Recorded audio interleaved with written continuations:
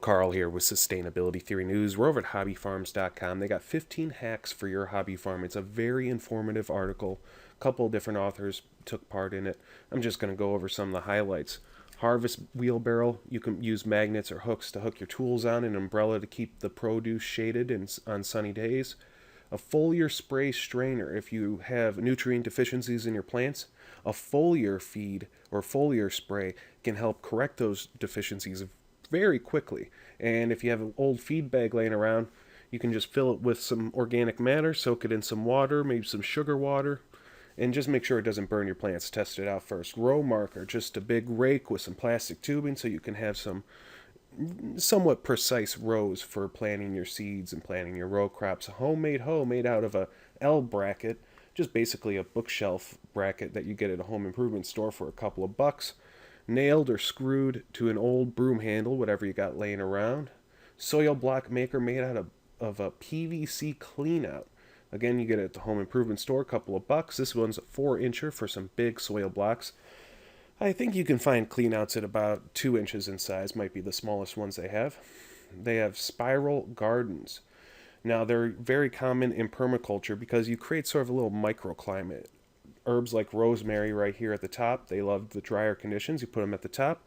The moist-loving plants you put at the bottom of the spiral. The water just flows downhill. If they like the sun, you put it on the sunny side. They like the shade, you put it on the shady side. And you can just make it out of any leftover materials, wood, rocks, brick, whatever you may have laying around. Agricultural plastics for soil solarization, but not very permaculture, using plastics, of course, and they mentioned that. Recycling your own urine has high nitrogen content, so, plants do love it. Plants from leftovers, so you got apple seeds or pear seeds laying around. Just plant the seeds. Most of the time they require, I believe it's a stratification, I think it's pronounced, where the seed has to go over the winter time before it will germinate in the spring. And a lot of times apple trees, a lot of fruit trees, they're not true to seed, meaning they're not going to taste like the fruit where you got the seed from. But heck, they're going to have some good root base. You could always graft in a nice flavorful apple or cherry variety right into it.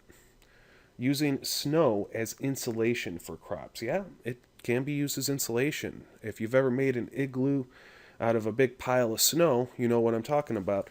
But, it's shelter from the wind and the harsher conditions and can actually pack in a little bit of heat. Now, homemade station. It's like a chute for milking your cows.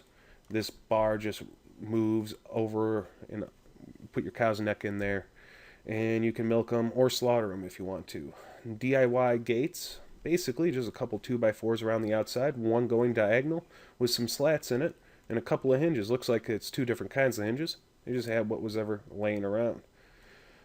Pig huts. Pigs require some shade. They need to stay cool. That's why they love walling around in the mud. They stay cool that way. Movable chicken coop with a hand truck, a little dolly. Well, you know what? These are broiler chickens. They grow fast, and they're easy pickings for predators like coyotes and whatnot, hawks.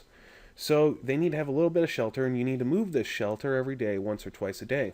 Using a hand truck's much easier. They also show the last invention here, which is a long trough feeder. These birds, when it's feeding time, they go right for the food. And it can get ugly sometimes if they're competing for a small feeding tray. So having a nice lawn like that could be helpful. You know what? I'm going to link to this article in the description. And if you'd like to see more news headlines like this, subscribe to my channel. Have a great day.